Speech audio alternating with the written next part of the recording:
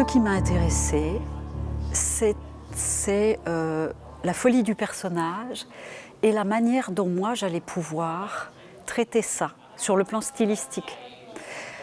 Comment j'allais pouvoir écrire un livre qui fait ce qu'il dit.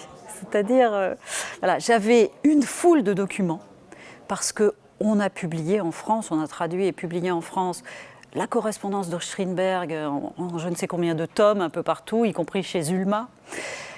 On a publié les œuvres autobiographiques du maître, notamment au Mercure de France, dans la traduction de Georges Perros. Donc c'est vous dire, on a énormément de documents écrits de la main de Strindberg ou de ses femmes d'ailleurs.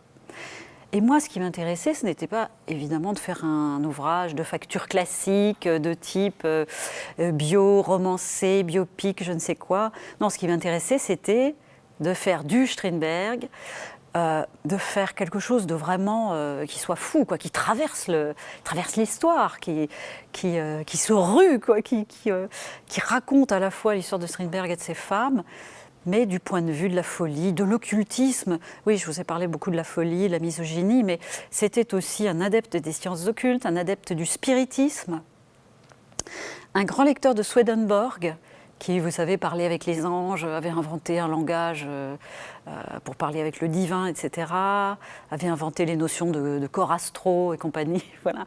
Et donc, je ne m'imaginais pas écrire un texte de facture classique, comme je l'avais fait, comme j'ai pu le faire par exemple avec La Splendeur, qui est paru chez Actes Sud en 2014, et dans lequel un roman dans lequel je parlais d'un personnage ayant réellement existé, Jérôme Cardan, Girolamo Cardano en italien, et qui était un médecin de la Renaissance, un astrologue de la Renaissance, un grand fou également.